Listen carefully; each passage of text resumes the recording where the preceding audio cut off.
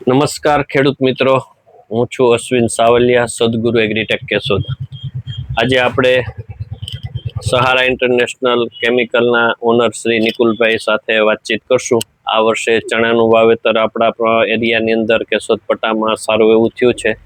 તો એમાં શરૂઆતમાં જે કાંઈ પ્રોબ્લેમ અત્યારે ઉગતા આવે છે 35-40 દિવસની અંદર, એના વિશે નિકુલભાઈ પાસેથી થોડીક માહિતી મેળવીએ.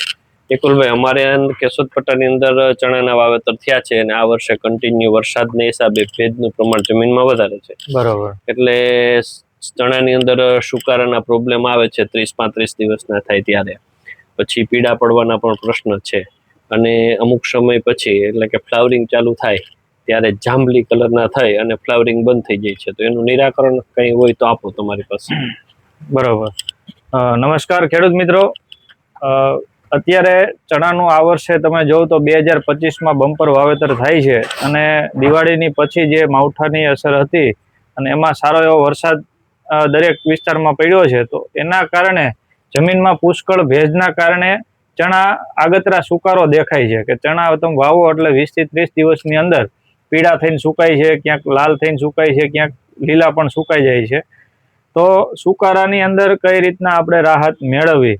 તો સૌ પ્રથમ તો તમે જ્યારે ચણાનું વાવેતર કરો છો તો કોઈ પણ સીડ ટ્રીટમેન્ટની પ્રોડક્ટ તમે વાપરી શકો છો, અથવા તો તમે ચણા વાવી દીધા છે અને તમે સીડ ટ્રીટમેન્ટની દવાઓનો ઉપયોગ નથી કર્યો તો તમે પાણી સાથે પીએચ સાથે તમે નોવિનોનો ઉપયોગ કરી શકો છો.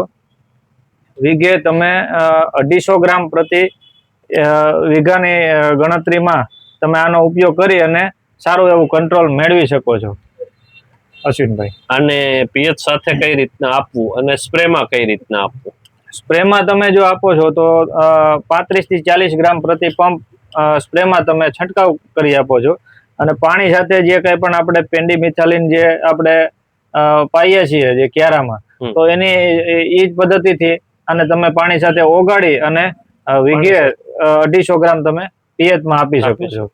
પછી આની સાથે બીજું આપણે ગ્રોથ કરાવવો હોય કે સારી એવી ફૂટ કરાવવી હોય, છોડ રોકાઈ ગયેલો હોય, તો સાથે શું મિક્સ કરી શકે? તો આની સાથે તમે સહારા ઇન્ટરનેશનલ કેમિકલ્સનું જીબેરો જે આવે છે, જીબ્રેલિક એસિડ પ્લસ માઇક્રોન્યુટ્રન્સ આવે છે, તો એમનો પણ તમે 30 ml પ્રતિ પંપ ઉપયોગ કરી અને સારો એવો વાનસ્પતિક તમે વિકાસ મેળવી શકો છો જે છોડની અંદર. પછી અમુક જમીનની અંદર અમારે ચણા બાલી જાય છે દેશી ભાષામાં, એટલે કે ગ્રોથ વધારે થાય છે, ફૂટ કે ફ્લાવરિંગ ઓછું પકડે, તો એના માટે આની સાથે શું આપવાનું?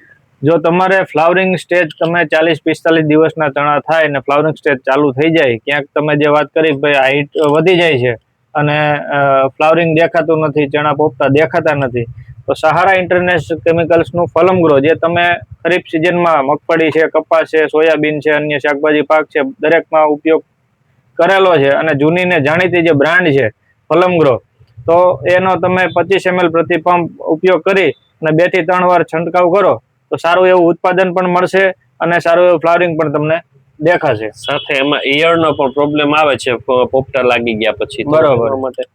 ઈયળમાં જો તમને દેખાય ચણાની અંદર પોપટા લાગ્યા પછી, તો તમે નિકાઓનો પ્રતિ પંપ 10 ml નો ઉપયોગ કરી અને લાંબા સમયનું સારું નિયંત્રણ મેળવી શકો છો, કે જેમાં CTPR પ્લસ લેમડા સાયલોથ્રીન, ક્લોરાન્ટા નિલિપ્રોલ 9.3% અને લેમડા સાયલોથ્રીન 4.6% ZC ફોર્મ્યુલેશનમાં આવે છે, કે જેથી તમે આનો સ્પ્રે કરશો નિકાઓનો તો તમને 20 થી 25-30 દિવસ સુધીના લાંબા પરિણામ દેખાશે, કે જેથી કરીને તમને ચણાની અંદર ખર્ચો ઘટશે અને ઉત્પાદન પણ વધશે.